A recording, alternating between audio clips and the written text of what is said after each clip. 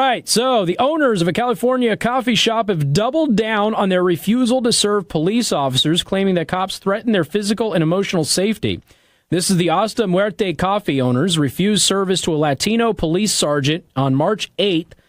This story kind of went viral over the weekend. They are now defending that decision in spite of growing outrage. KTVU has been reporting on this. So the shop is a worker-owned collective with a mural criticizing police shootings and the militarization of law enforcement. Isn't it kind of funny that we simultaneously are arguing against militarizing law enforcement while also arguing that law enforcement are the only ones that should be armed? Just going to pause. I know it's Monday. Went over some people's heads. Oakland's police union wrote a letter to the owners complaining about the measure. Oakland, again, one of the 10 most violent and dangerous cities in the country, and also a place where the cartel runs rampant and they have a massive heroin problem. A local city councilman said that while he disagrees with the policy, there aren't any plans to stop it, nor should you try and stop it. But you know what? If you want to go out there and you want to, well, I mean, okay, I take that back because I got to go back to the Dick's argument. If you are a public business, you can't refuse service to anybody. How about that? If you serve coffee and a police officer wants coffee, you've got to serve them coffee.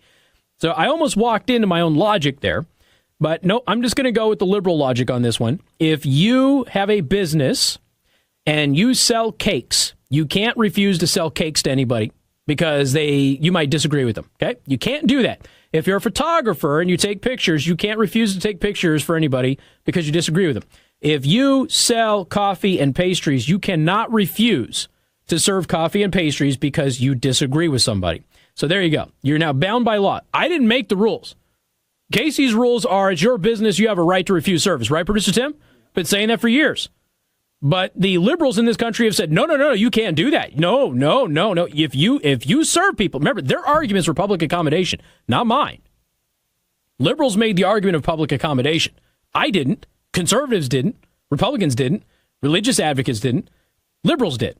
And so now liberals want to stop selling guns to people under the age of 21, even though the law allows it, and they don't want to serve police officers coffee and pastries. Well, I'm sorry. You made the argument about public accommodation, and now you must publicly accommodate. How about that? We know in our experience working on campaigns against police brutality that we are not alone saying that police presence compromises our feelings of physical and emotional safety. Well, I don't know. Two dudes who like getting it on in a shower might compromise the physical and emotional safety of somebody who is a religious person.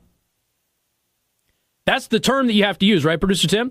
So here's the deal. If you own a bake shop and you do not want to bake pastries for a same-sex wedding, all you have to do is say that gay people compromise the feelings of your physical and emotional safety. That's all you have to say. Now, it's nonsense.